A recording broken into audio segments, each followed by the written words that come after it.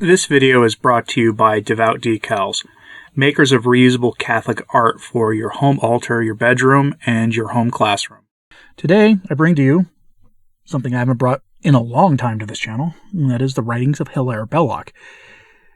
Sometimes people ask, who is this figure with the, this blues brother looking figure that I talk behind sometimes for these kinds of videos? Well, that is a stylized image of Hilaire Belloc, as you will see here. That is what the man looked like. He was one of the great Catholic writers of the 20th century. He was also a pretty controversial writer. He wrote about a lot of things that I can't bring onto YouTube, to put it mildly. But he challenged the thinking of the world in defense of the faith. You've heard some of his famous quotes before about, the imbecility of church leaders destroying the faith, or trying to destroy the church, but the church has survived. I don't remember the quote off the top of my head, and yes, I'm too lazy to look it up right now. But his quotes tend to float around the internet sometimes in Catholic circles, but his writings are very spicy, and they can sometimes be a little dense. Today we're going to talk about, or I'm going to give you his writings on what he calls the modern mind. And as one blog online described what he says here, he's talking about what we call today dumbing down. This love of novelty that really renders religion just unintelligible, as he says in this article. Because he's talking about this both as a cultural and social problem, but also its effects on the faith. Let Hilaire Belloc give you the rest of it. The modern mind, or what we might call today the dumbing down of the mind. An essay by Hilaire Belloc. The most formidable element of main opposition to the faith today is what I propose to call by its own self-appointed and most misleading title, the modern mind. How misleading and false that title is, I will discuss in a moment, premising here that I adopt it only because terms are necessary to discussion, and this is the admitted and well-known term ready to hand. Were I to invent a new one, I should hamper my argument, for it would be unfamiliar. We note that it acts in a fashion wholly negative. It is not an attack, but a resistance. It does not, like anti-clericalism, exercise an active effect opposed to religion, nor like nationalism substitute a strong counter-emotion which tends to supplant religion. It rather renders religion unintelligible. Its effect on religion is like that of an opiate on the power of analysis. It dulls the faculty of appreciation and blocks the entry of the faith, hence its power.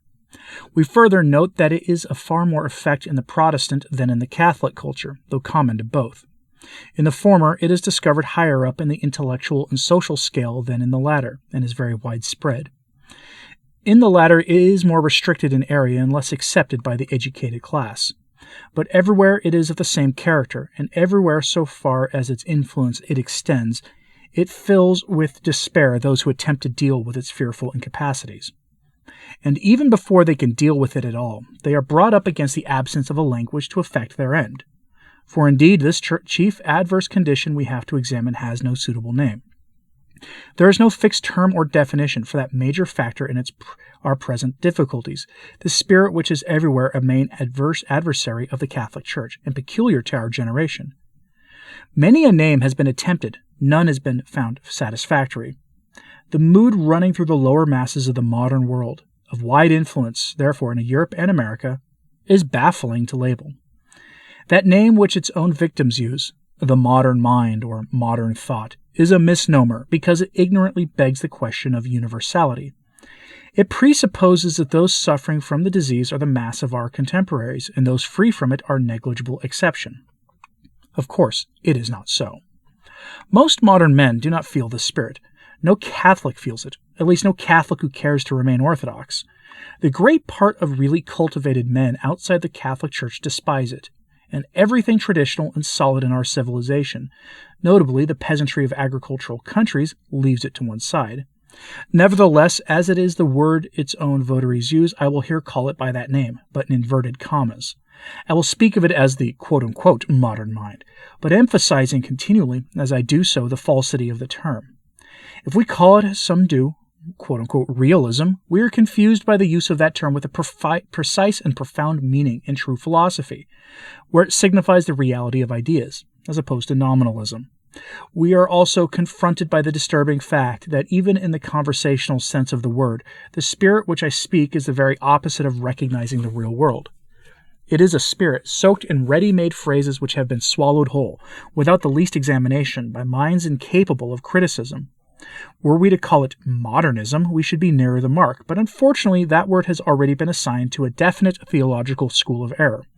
Whereas the spirit of which I speak is something far more extended, vaguer, and indeed of more effect.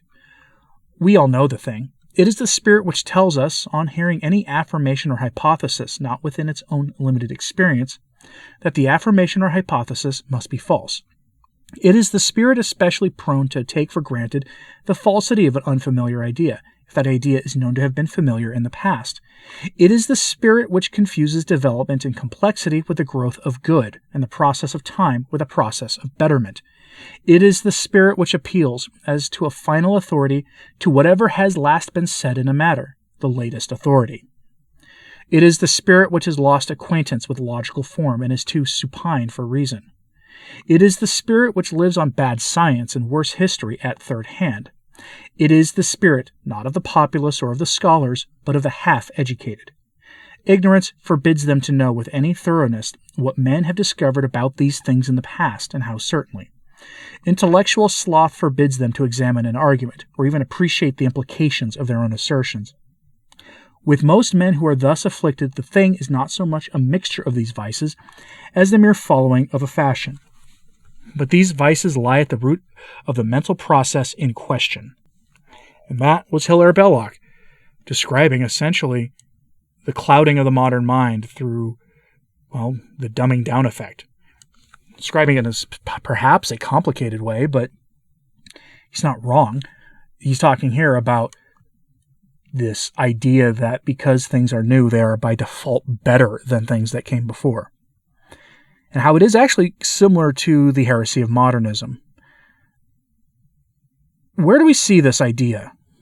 In the church, because not the desire for novelty is an error, but it is only part of modernism because modernism tends to bring into itself every heresy under the sun from all of history. It is, after all, the synthesis of all heresies. But where do we see this in the church? Is it in the acceptance of every secular narrative about, the state of the created world and man's impact on it, without ever even questioning the basic suppositions of it? Even the church officials just take at face value the authoritative declarations of scientists, which are always changing. And the hierarchs in the church just go along with it. Is it this idea that church music, that traditional Gregorian hymns are bad, and if someone can find a way to take any form of popular music and make it sound acceptable to modern ears in a church setting, that it should be so? That if we can fool ourselves into thinking that it sounds sacred, so it is, that we should accept it? How many times have you gone to Mass and heard some of that just cringe-inducing modern Protestant pop music played, on a guitar with a youth band? Usually of a kind of a music that the young people there do not want to hear. I could go on and on. There's plenty of examples of this. And at the key point he makes is this dumbing down effect, this desire for new things, this novelty. It renders religion unintelligible. We tend to call it ambiguity today. Our adversaries in the church have rendered everything ambiguous. It's part of the dumbing down effect. Let me know what you thought of this in the comments, please. And hit like and subscribe if you haven't, because it does help. So just sharing this on social media, that helps too. As always, pray for the church. I'm Anthony Stine. Ave Maria.